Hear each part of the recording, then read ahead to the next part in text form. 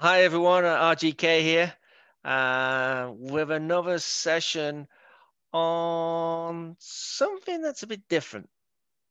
Yeah, we're talking about dyslexia and how it comes about or how it affects us in our world and, you know, how we cope with it. I've got a wellness expert here, Graham Turner from the UK up in Newcastle. And it's nice to see Graham again. We always keep in contact and always have a good chat about many aspects. But we did share about each other having dyslexia. So Graham has kindly come on board and having a conversation with me about it. So Graham, it'd be nice to know a little bit about the dyslexia side of things for you, how it's affected you, how it came about, how did you know about it? So it'd be nice to just share a little bit for the Uh, listeners here.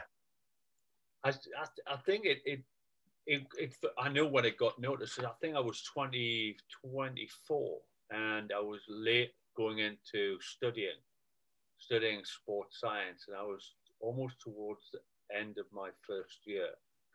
And one of the lecturers took us to one side and had this conversation about, well, you know the stuff, and you're great with working in teams and everything, but when you're writing it down, it's all gobbledygook. It just makes no sense whatsoever. Took us to one side and we did a few tests at that point, and yeah, it's just oh yeah, you not only are you colorblind, but you've got dyslexia as well. So it was at that point. But as I look back, it was quite amusing. I look back through a lot of school reports from 83, 80, 83, 80, 82, 83, and 84. And 84 would have been the year I left school. Uh, they were very similar. You know, Graham is disruptive. Graham needs to work harder on his written work. Graham needs to, there was all of that. So it was obviously very evident at an early age. And I'd lost a lot of school when I was a lot younger than that, about a year, because of a few severe accidents. And I think most of the teachers just put it down to, well, he's missed a lot of school time. So I ended up leaving school with what they call CSEs at that time, with I think 3 or 4 low grade C's, so average grades it would have been, and then went into just job after job after job after that. And after many different jobs, found a mentor, a chap called Steve Black, who was a conditioning coach for Newcastle Falcons at the time. And he just got us into working more of a practical manner, uh, almost visualizing what I wanted to do, then getting us to go to do sports science, really being that rod behind us. And then again, it wrote it in the sports science. That was when I noticed that, or I was told that it was dyslexia. Yeah. Wow. Very similar story to myself there, Graham. Uh, had issues at school, low grades, etc. Always told he must read more, he must write more. My parents always backed me up saying, no, he does all that. And very similar story as well with the university side. I was doing my business degree and a marketing lecturer had marked me down. So I went to see the head of the department and we had a conversation. And I remember her saying, I think you're dyslexic. Let's go and have tests. So I had the tests and yeah, it was very clear afterwards. And yet it was a big relief and a release from my shoulders of everything that I'd gone through for them past 20 odd years as well. It was just like a burden had just been taken off me. I had so much freedom.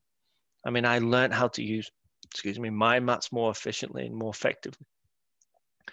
And that allowed me to pass my degree with high honors because I literally turned around the the way I wrote, the way I expressed myself on the essays.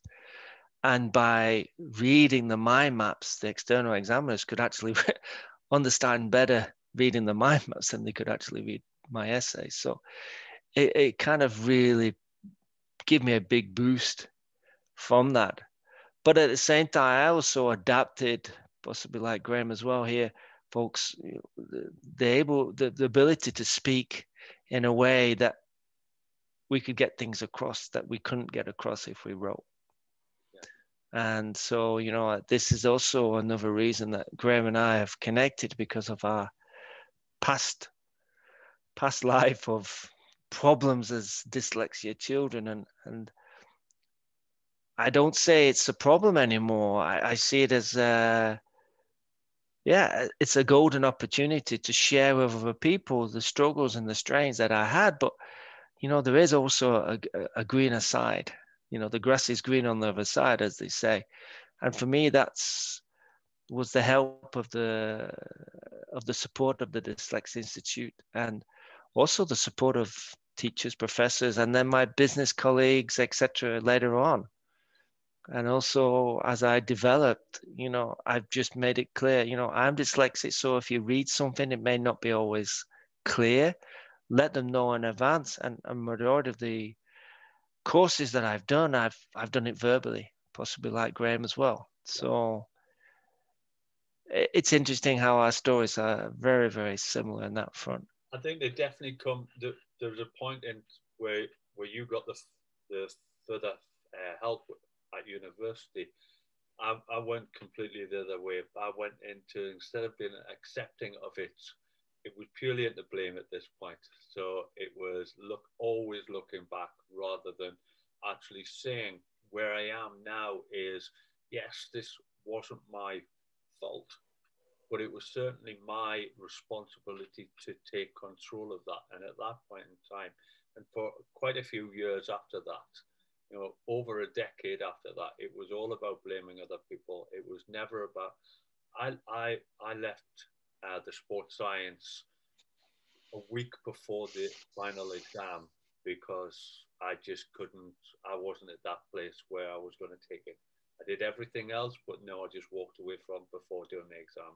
I knew I'd completed everything. I'd got everything under my belt. I knew that what I'd learned, but I just couldn't do that. And there's been a few stages throughout my life where I've done exactly that. I've got to a point where I felt as if I was learning everything, but then those beliefs that I had that I'd been given from such an early age just triggered back in, and I would walk away. I wouldn't take a written exam. It would, if it was oral, it would be fine, but it would be, I'm not taking the responsibility. And it wasn't until possibly the last 10 years when I really seen dyslexia as being a real gift and a real strength, as long as I took responsibility and accountability for it and used those strengths to my advantage in talking to other people with dyslexia, or talking to anyone, actually use it as a real strength, as I do with many of the aspects of my life. Hearing, because I'm deaf on 3 levels. The eyesight, being colorblind. I see them all as a strength because it allows you to look in a different way at what you're actually trying to attempt and trying to tackle. Yeah, I love that. I love that how you've taken that on board, and like you say, you've used that as your strength, but also that understanding of taking responsibility for yourself, that intention. We always have intention. The intentions are there to live here. That's the thing. But I think you've made it clear to yourself to take that responsibility and be accountable for yourself. That self-accountability. No one else can be accountable for you. And that's great. That's a great, wow, motivational part for anyone listening here, that,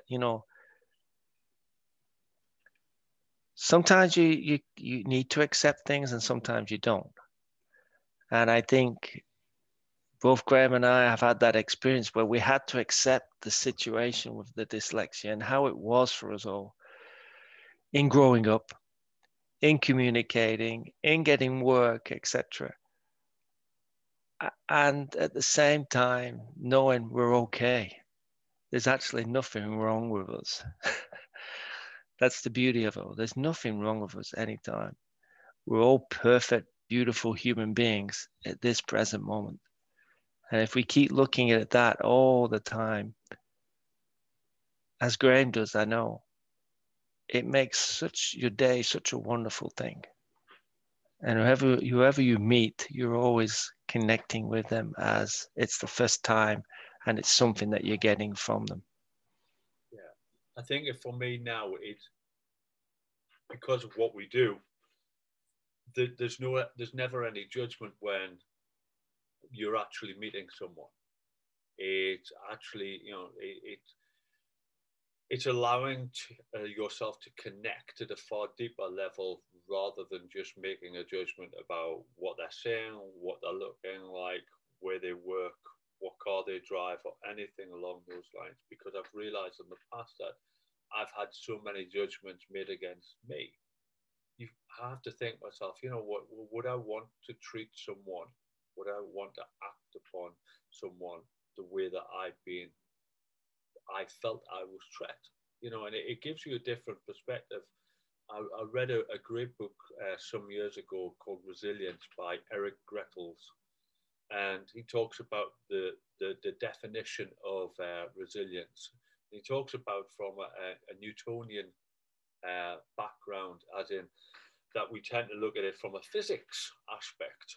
And he talks about it as more of a resilience from a Greek philosophy point, where he says that we're never the same person. We're always moving forward. We're always evolving. From a young soldier that goes to war who comes back from war, they're going to be a different person. We're always going to be changing. Whereas the Newtonian definition of resilience is bouncing back to the original state. We're not. We're always learning. We're always growing. We're always changing. And I love that within resilience. We're always gathering something new in order to be stronger and move forward with our life. Yeah, I like that how you kind of emphasize that it's something we're always generating, we're always creating it energetically, vibrationally, whatever you wish to call it. We are moving forward. Even our own eyes will say, no, we're not, we're still here. Or our head will say, hey, no, you're still here, you're still sat on this chair. But no, we are vibrating, we are moving constantly. And we're always shaping and adapting to the situation. And that's why I like about the co-creators.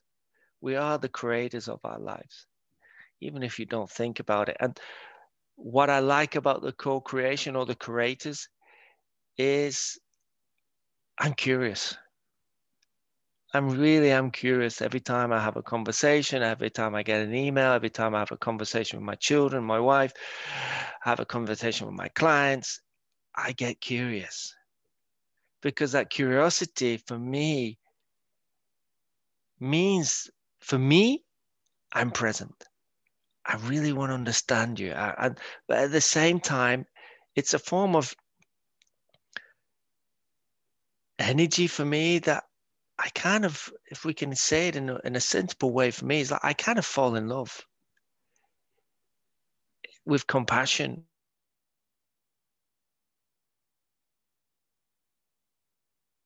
of the other people in front of me because and having that same experience.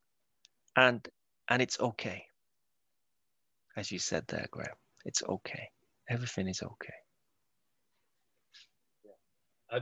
I would definitely agree. I think when I first heard the word namaste and realized that it was, I see the divinity within you, it is saying that within every engagement. It is actually having that time to slow down enough. And I think that's one thing with the dyslexic aspect of my brain. It's allowing it to slow down. It's realizing that I don't need to throw everything out there. And it's allowing us to hear and connect fully with people now, which keeps us more present.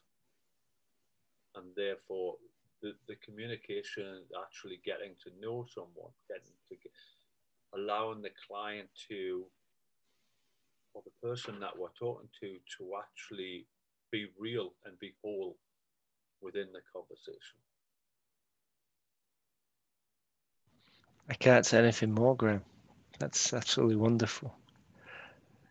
So, folks, this was just a kind of bit of a short introduction about dyslexia for Graham and myself. Hopefully, it was interesting for you as it was for me. I know it was, and I imagine seeing Graham now and hearing Graham now, it was for him as well. So it'd be great that if you could leave any comments, drop us a line about what resonated for you in listening to this into this little short discussion. Thanks again. Take care and see you all soon. Bye bye.